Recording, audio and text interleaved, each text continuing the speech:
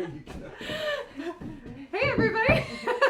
So it's Domi and Jamie, and we are here with Don Robinson, and he is a volunteer at the Old Line Museum, and we are standing in a Welsh Quarrymans Cottage, and we're going to talk to him tonight about the Welsh quarrymen and Coulson Town. Yeah.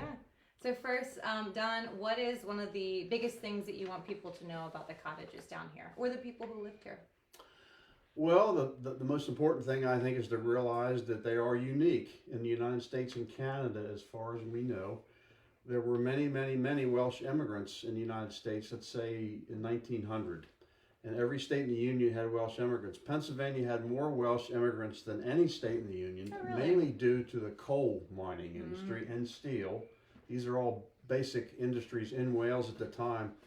But anyway, they built these here in Peach Bottom Township, and I don't know of anywhere else in the country that any Welsh immigrant built anything like this. So that's what makes them unique. So, and they are identical to what you would see in Wales itself. Not only the exterior, but the interior design, the interior layout. That's a very typical North Wales Quarrymans Cottage is what we call it. So we're kind of blocking the image here, but you can see the beautiful like stone in the background. It's gorgeous. Windows. Yeah, it's a really exceptional space, and visitors can come and see this place, right? Yes, they need to call me first. Don't shop unannounced. It's on the internet. We have a web page. We have Facebook information. What would they Google to find you? Welsh Cottages at Coulson Town. Coulson Town is spelled COULSONTOWN. Also, Old Line Museum has a Facebook page, and phone numbers are on there. I think that's the best way. Old Line Museum, you'll be able to reach them that way. Yeah. Probably, yes. So Don, you've got some tools that you wanted to show us. My tools. Yes. Well, this is about the slate industry. The slate industry today is unchanged over the years. When they split slate to make roofing slate, which was the big bread and butter around here, Peach Bottom roofing slate is, believe it or not, the best roofing slate in the world. They just don't make it anymore. But slate is still produced in the United States in a couple places. But anyway, they use the same tools they used 200 years ago. Slate is still split by hand using these tools right here. Very cool. This is a wooden mallet. They do use a bit of a steel mallet today, but a mallet's a mallet. But this is what's unique is this very thin and broad splitting wedge. And it's all done by hand, even today, because they tried to invent a machine that would, split slate, and it never worked because slate is very brittle, very fragile, particularly when it's 3/16 of an inch thick. So this is how they still do it today. It's very, very traditional and very, very hard labor. But I find that very interesting that here's something that has changed very, very little over the years. I'm thinking, were they ambidextrous, or did they always use the same hand? Do you think it'd be beneficial to be able to switch hands? No, I doubt that very much. Yeah. It was an art. It was a skill. When I grew up around here, I grew up in Cardiff, Maryland, and the old slate splitters that were still living at the time were really, really respected, looked up to. He was an old slate splitter, they'd say. And that always interested me. So actually I had to travel to Wales itself, where they have slate quarries set up as tourist attractions to see it done. And we eventually figured out, I had an old slate splitter show me a little bit about it. And at our Heritage Festival every year in October, where we do a demonstration on how to split slate. You have to have a feel for it. You have to, I guess, ambidextrous. You have to have a certain touch, and a lot of that has to do with the tools and the fact that slate is so fragile. So. And I've heard that you've had Welsh people visit here. What do they say when they get here? What do they say? Well, you have to speak English, or else no one will understand. Well, they're all most of them are bilingual. They all speak English. The Welsh language, the English tried to eradicate the Welsh language, and they failed. And it's made a big comeback, actually.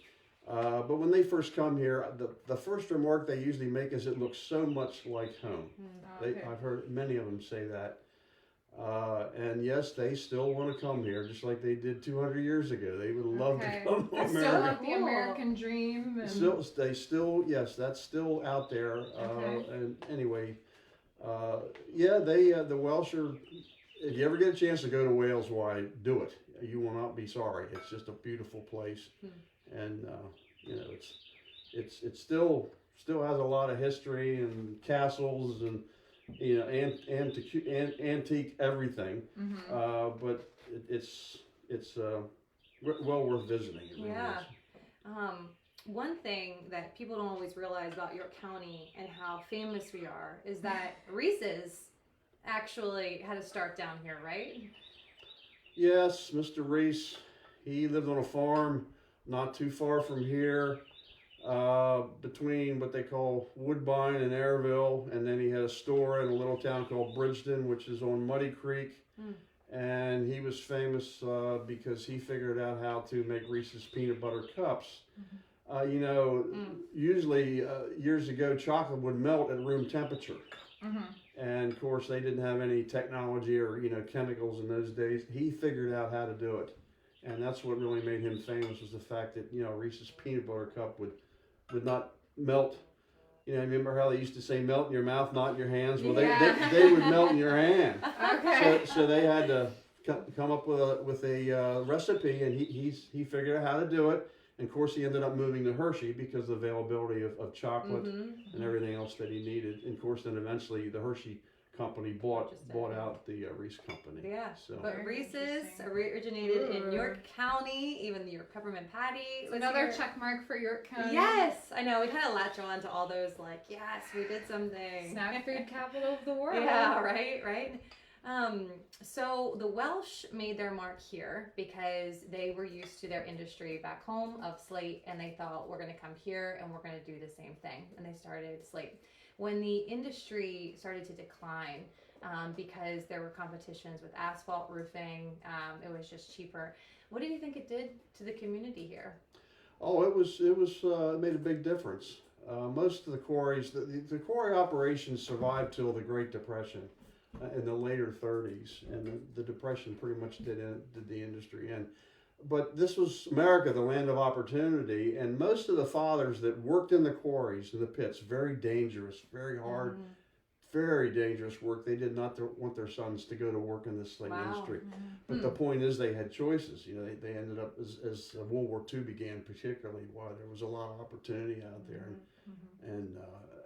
but it depressed the area, and now we're lucky with our friendly local nuclear power plant and a few other industries that have come here, and we're doing just fine right now. We really are. Oh, that's great. So.